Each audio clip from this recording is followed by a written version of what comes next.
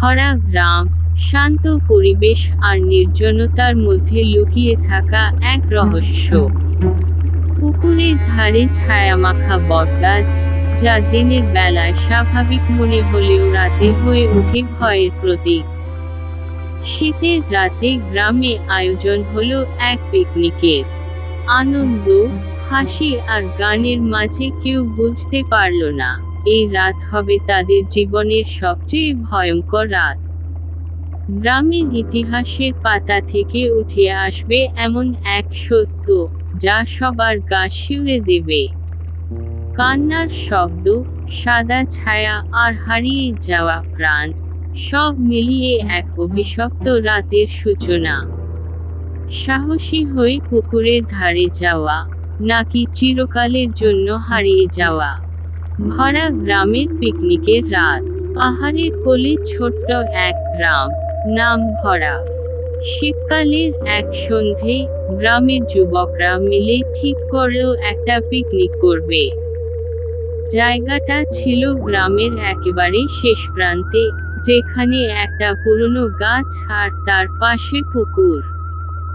জায়গাটা দিনের বেলায় বেশ সুন্দর, কিন্তু রাতে ভয়ঙ্কর রূপ ধারণ করে। তবু গ্রামের কেউ কখনো সেখানে রাতে যায় না। কেন? সে নিয়ে নানা গল্প।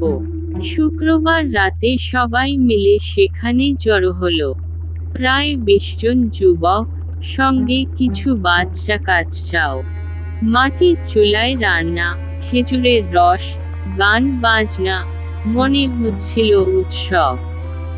তবে গ্রামের বয়স্ক লোকজন সাবধান করেছিল, রাত গভীর হলে পুকুরের ধারে যেও না। ওই পুরনো বটগাছটা, ভালো কিছু নয় ওখানে। যুবকদের দল বলল, কিসের ভূত? এগুলো সব বাজে কথা। কিন্তু বাচ্চাদের চোখে ভয়ের ছায়া ছিল। তারা একে অপরকে জড়িয়ে ধরেছিল। রাত বাড়ার সঙ্গে সঙ্গে গল্প গুজব চলছিল। ততক্ষণে রাত প্রায় 12টা। হঠাৎ করেই একটা ঠান্ডা বাতাস এসে সব আলো নিভিয়ে দিল। সবাই চমকে উঠল। বাতাসের সঙ্গে কোথা থেকে যেন কান্নার শব্দ ভেসে এল। সেখানে রাজু চিৎকার করল, কিন্তু কোন সাড়া পেল না। শুধু কান্নার শব্দটা আরো জোরে শোনা গেল। কারো মনে হলো পুকুরের দিক থেকে আসছে। কেউ বলল, ভয় নেই, হয়তো কেউ মজা করছে। কিন্তু মন্টু, যে গ্রামের সব গল্প জানে, ফিসফিস করে বলল, ওটা যদি ও হয়।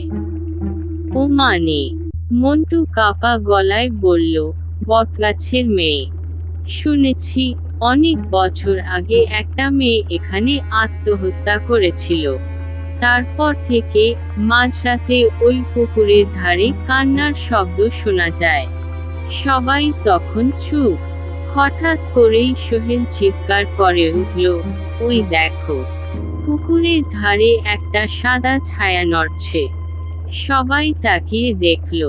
সত্যিই, একটা সাদা ছায়া বটগাছের তলায় দাঁড়িয়ে। তার মুখ দেখা যাচ্ছিল না, কিন্তু একটা ভয়ঙ্কর ঠান্ডা বাতাস ছড়িয়ে পড়ছিল চারপাশে। কিছুক্ষণ পর সেই ছায়া ধীরে ধীরে পুকুরের দিকে এগোতে লাগলো।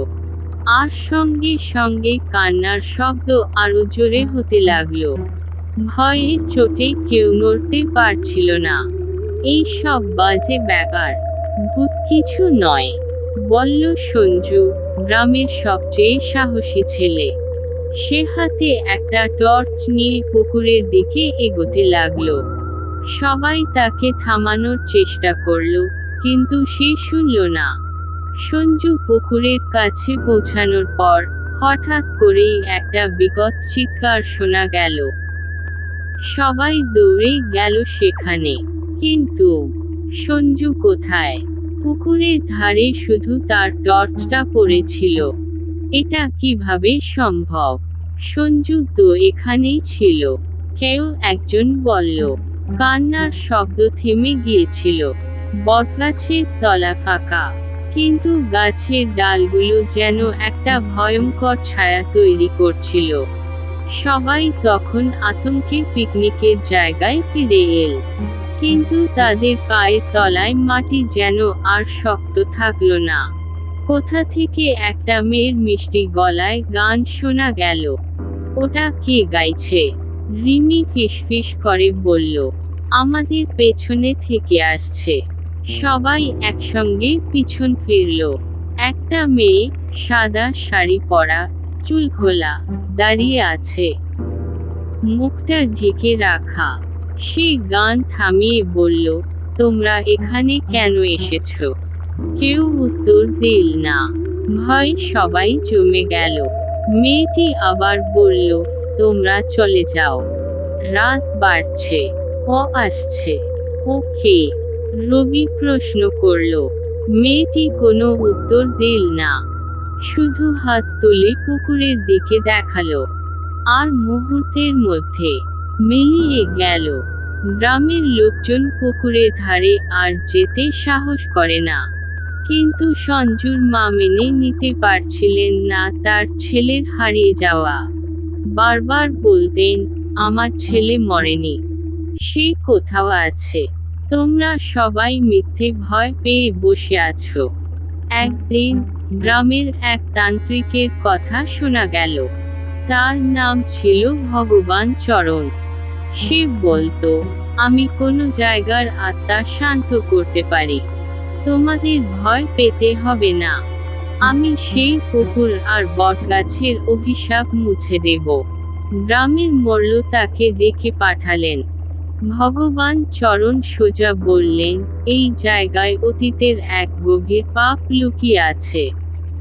তবে সত্য উদ্ঘাটন করতে হলে আমাকে সেই পুকুরে রাত কাটাতে হবে। কেউ সাহস করে সঙ্গে যাবে, কেউ রাজি হচ্ছিল না। অবশেষে রাজু, মন্টু আর রবি তান্ত্রিকের সঙ্গে যাওয়ার সাহস করল।